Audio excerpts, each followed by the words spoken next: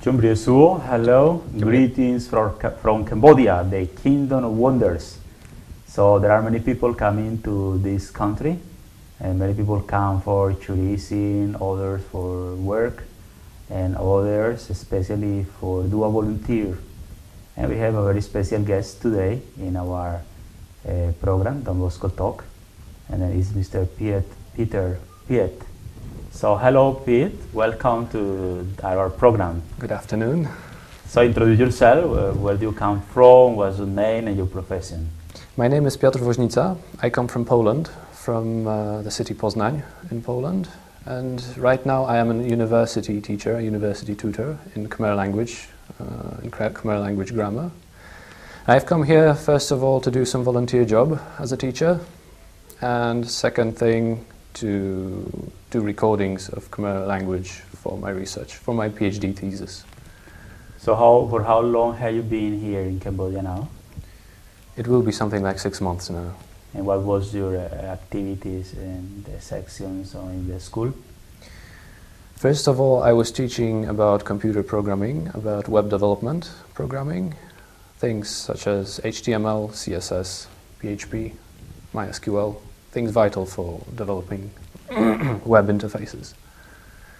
And the second thing was teaching just simple English things like public speaking in English, like a little bit of applied linguistics and things like that most of the time. You have studied Khmer language in Poland? Yes. How was it? Who taught you Khmer and how was the experience? My teacher still is, as a matter of fact, Mrs. Setha Lomkuharchuk. She is originally from here, from Cambodia, but she married 15 years ago. She married a man from Poland and went to live with him and his family back in Poland. And since 5 years now, she has been a teacher, a Khmer teacher at the University of Adam Mickiewicz in Poznań. And for those 5 years, I was studying as her student, and then for another year, I became a teacher after graduating with a master's. I've become a teacher of grammar, of Khmer grammar. So I made a mistake. No, she's been teaching for 6 years, not 5 years. 6 years already. 6 years already. So Peter, you are a teacher of Khmer language. Maybe you can tell us, also to those who are interested in learning Khmer, a little about what is Khmer language, how the family, the linguistic family, and from where come it. Khmer language belongs to the Austroasiatic family of languages. At least that's what most scholars agree upon.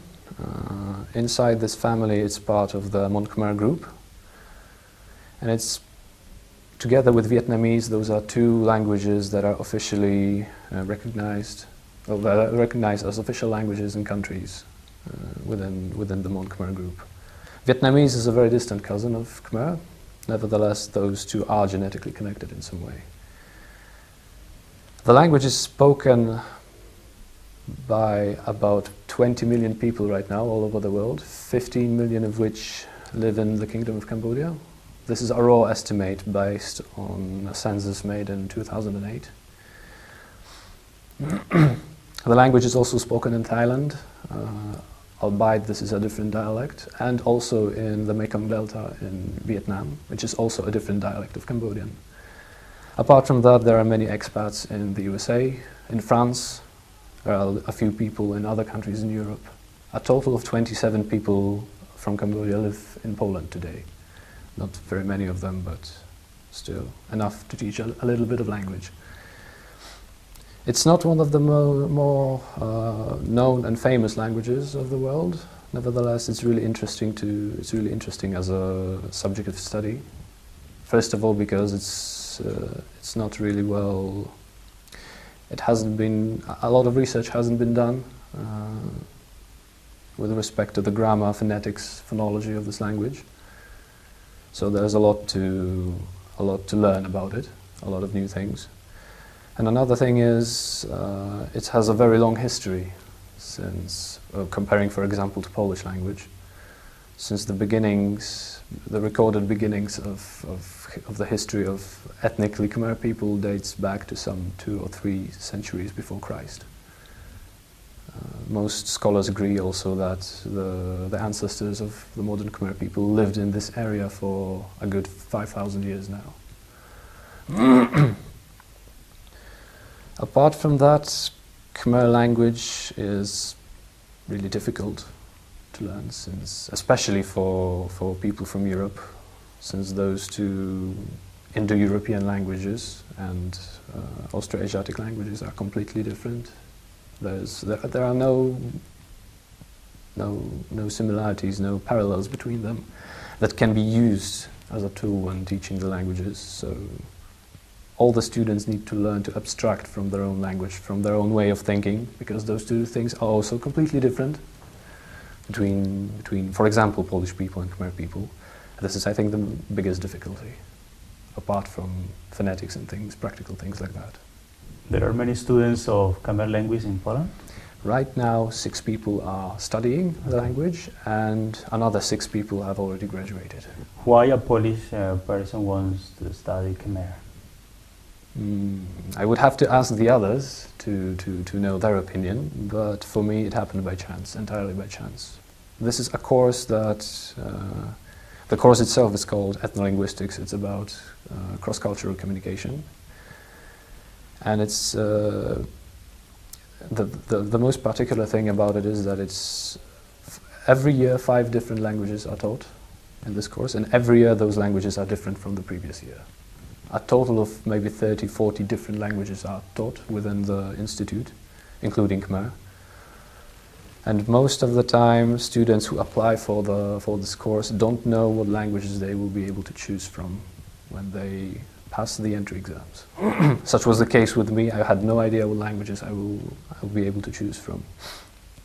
When I learned that I will be able to choose from Cambodian, Indonesian, Russian, French and Spanish, I decided to pick the one I knew the least about, since I was aware of the fact that this one will probably be the least popular one among the other students. And it turned out that I was right in this prediction, and I ended up in a group of 8 people. And for example, the Spanish group was more than 25. So you can imagine the benefit of studying a language in a 6 to 8 people group as compared to a 25 people group when it comes to practical language. So how did you, now your experience in Cambodia, you arrived more than 7 months ago. You have already met the Cambodians here in the country. How do you see the people and also the country itself? It is a troubled country, and after 6-7 months of staying here, I can say that with all certainty, that this is a really troubled country, and you can see that in day-to-day lives of the people. You can see that in the problems, in the educational problems that they face every day. You can see that in social problems they face every day. And my enthusiasm, the enthusiasm I had at the very start before coming here. I've already been here for 2 months, 3 years ago, but this was a very short stay. I was very, very excited about coming here. I had a lot of plans to do things, but the reality here sort of levels people down a little bit, takes them down a notch, makes them either give up what they plan to do or learn a little bit of respect to the reality that they face here. Not everything is possible like in Europe. You cannot do everything like you planned to, you wanted. This is a huge problem. You either have to learn to cope with it, to just accept this, or you're not fit to do anything here. Now in the area of education, how do you see education in Cambodia? Which kind of proposals could you let for the Cambodian people? My only proposal is to start from the very beginning. This is the most important thing. The most important part of education is the very beginning. When the people's minds, their mindsets, their way of thinking is framed into the society. If the people are not taught how to study in the first 4, 5, 6 years of education, they won't be able to do that later on. And this is the biggest problem that I think most of the teachers face here. It's one of the most important things. start giving really good education to the youngest people, because the younger the mind is, the more knowledge it can assimilate in a given time.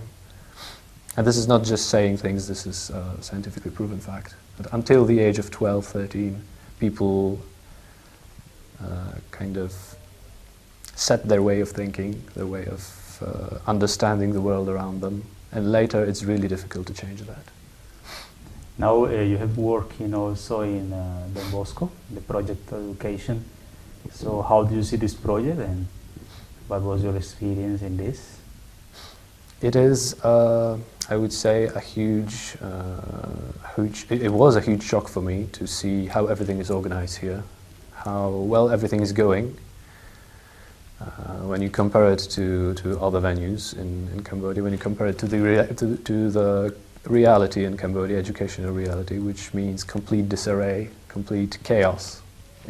I'm not saying that everything is perfectly ordered here. This is another thing, but even though it's not, there's a lot of good things going on here, and I think the only shortcoming is what I said before about starting from the beginning. If it was possible to accept very young students, very young people, and start with primary education here, I think this would be one of the possible solutions to all the problems here.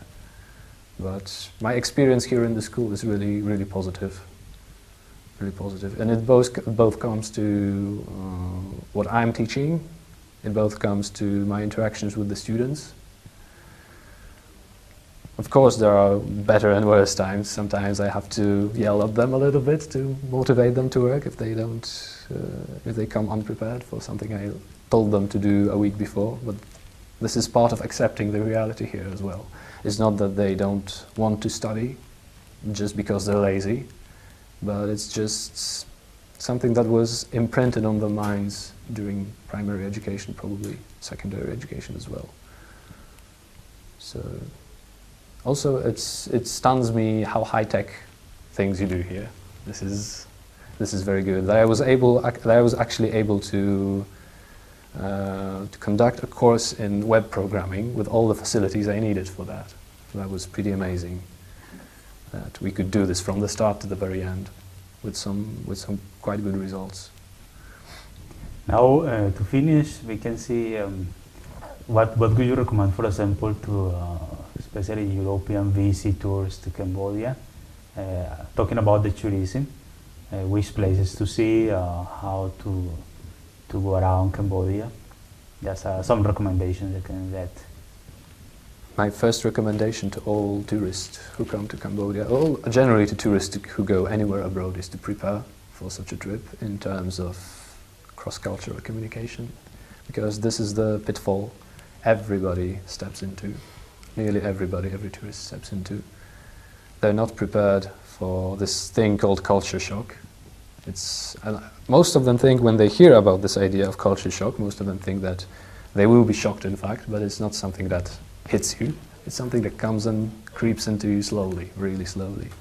And then strange things start to happen, like you start quarreling with people because you don't understand them, and things like that. Studying a little bit about the place you're going to is, in my opinion, the most important thing. If you know a little bit about the country and you don't set your mind, oh, I will do this, this and this. And if anything happens that's not part of the plan, it's terrible for me. If I don't set my mind like this, everything will be fine. And Cambodia is a really welcoming country when it comes to tourism. That's not directed, oh, I want to see the Angkor temples and have a good time, I want to go to the beach and have a good time, and I want to go, for example, to Mondulkiri, ride an elephant and have a good time. If the tourists accept that not everything will go according to the plan, and they can do other things, and don't limit themselves to... And also we thank you, all those who follow us through YouTube channel, and also in the blog, in English blog, I See Cambodia, that you can see also the link here. So we share experiences in Cambodia, people who come to the country, and also the same Cambodian people. So we welcome you and see you next time.